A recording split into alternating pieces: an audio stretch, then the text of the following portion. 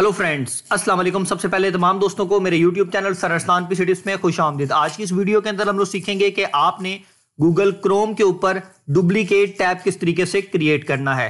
Friends, जब भी आप काम कर रहे होते हैं तो सम टाइम आपको डुप्लीकेट टैब्स बनाने की जरूरत पड़ती है काम को आसानी के लिए।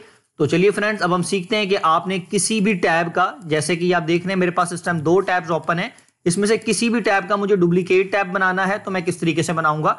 ये देखें, फर्स्ट टैब में मेरे पास YouTube ओपन है, मेरा जो चैनल है वो मेरे सामने आया हुआ है। मैं इसका डुप्लीकेट टैब लेना चाहता हूं तो मैं क्या करूंगा, ये जो मेरा नाम आ रहा है चैनल का, या जो मेरी ऊपर टैब में जो मेरा नाम आ रहा होता है, जैसे मेरी वेबसाइट IamArslan.com, इसके ऊपर मेरा नाम आ रहा है। अगर मैं इनमें से किसी का भी डुप्लीकेट टैब बनाना चाहता हूं तो उसके ऊपर क्लिक करूंगा, राइट क्लिक करके डुप्लीकेट के ऊपर क्लिक करूंगा तो वो आप देखेंगे सेम इसी तरीके का एक डुप्लीकेट यहां पर भी। हेलो फ्रेंड्स, ये देखिए कि ये 2 पेजेस जो हैं वो सामने मेरे पास आ गए। अब ये इसी तरीके से मेरी वेबसाइट है, मैं इसका भी डुप्लीकेट निकालना चाहता हूं तो राइट क्लिक करूंगा, डुप्लीकेट टैब इसी तरीके से सामने मेरे आ जाएगा।